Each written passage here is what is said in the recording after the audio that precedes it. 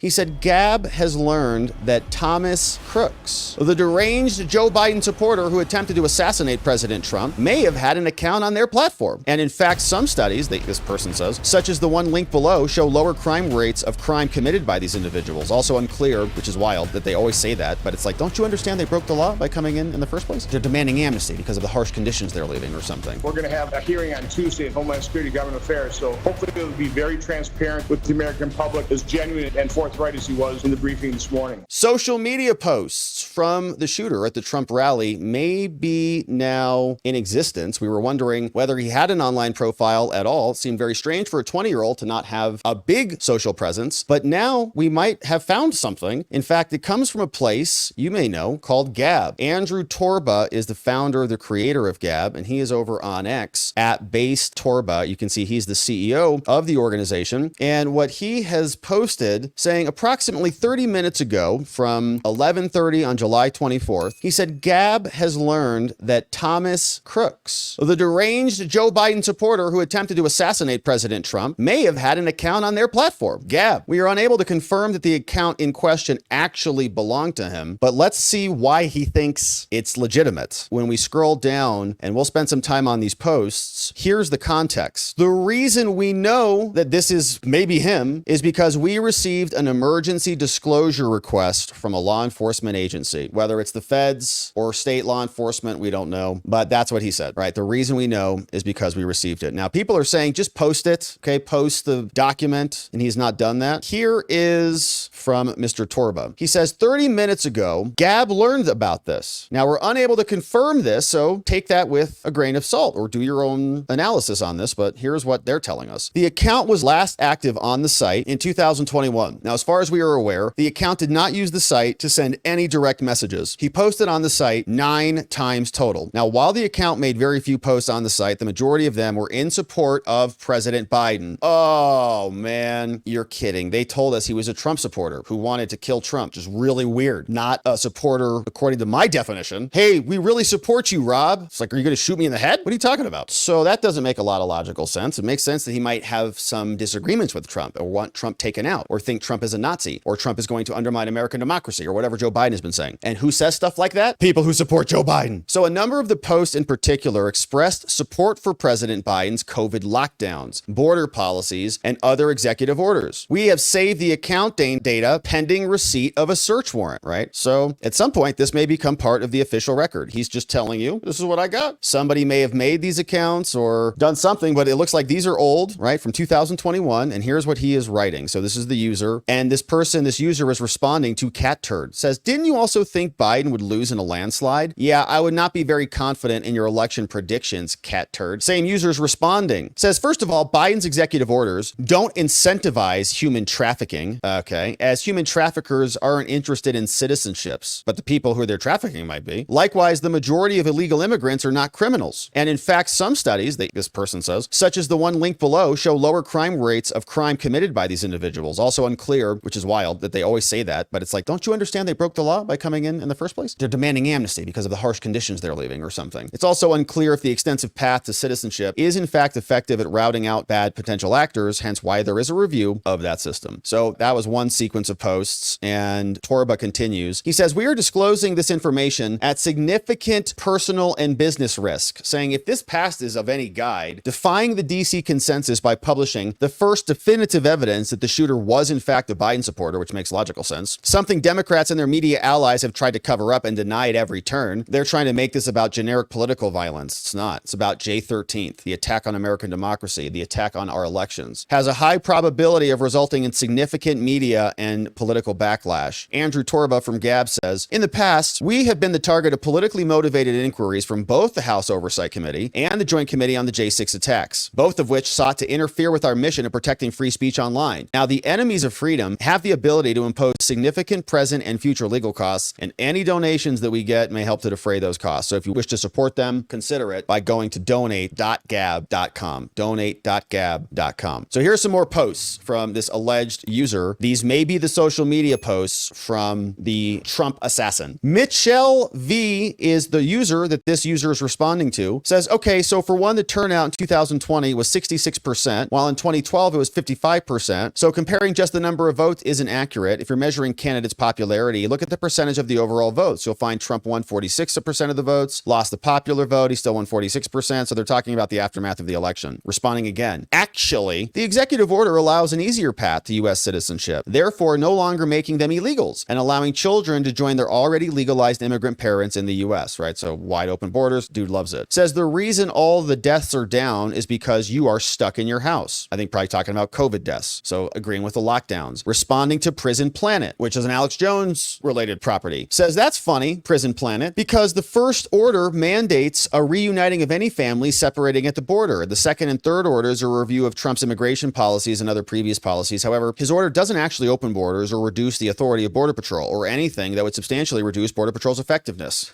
Yeah, eating those words. So I'm sorry, but this guy's talking out of his butt. Also said, I'm sorry, but explain to me how Trump was ever concerned with what the left wanted or anybody in the GOP for that matter. So there's a comment about Trump. I don't know exactly what he's responding to or what the context is of all of these replies, but it's certainly interesting. So then he shares this. Andrew Torba also shared this. It's epic microwave are the comments over on Gab. And so if you actually go over to Gab, you can in fact see those here. It's exactly what it looks like. So from Epic Microwave apparently is the user that they were trying to get information about. Whether this is the shooter or not remains to be seen, but it's certainly curious that Torba says they got an emergency disclosure request from a law enforcement agency. Why would they be doing that or request that if it wasn't something meaningful? So interesting there. We also had Senator Ron Johnson was out talking about this, saying, we know Cheadle's gone, but they had another briefing with the director, Ronald Rowe, who has replaced her. He's the acting director until Biden appoints somebody new. Johnson was out saying that he's actually optimistic about where this is going, saying that the new director seems to be forthcoming. We were briefed by acting director Ron Rowe, as well as an FBI briefer, and it's quite honestly a confidence building briefing. They were pretty forthright. You could tell that acting director Rowe is viscerally concerned about what happened to his agency there, and he wants to correct. He said he can't defend what happened in Pennsylvania. He went there yesterday. I was actually pretty encouraged by what we heard in our briefing, and we're going to have a hearing on Tuesday in Homeland Security Government Affairs. So hopefully it'll be very transparent with the American public, as genuine and forthright as he was in the briefing this morning. All right, so that's good news. We'll see if Ron Johnson will be satisfied with this new director of the Secret Service and whether they'll get new information, but we will be covering it regardless because we have our doubts about these federal agencies. But interesting stuff. We're grateful to Gab for existing and for Torba for being transparent about what is out there, maybe the social media account of the very shooter, and it would shatter the narrative that he's a Trump supporter, which has always been logically insane because why would a supporter shoot someone they support? Doesn't make any sense unless you have lefty logic. And so we'll be continuing to cover this, my friends. Thank you for subscribing as we do. We'll see you back here on the next one.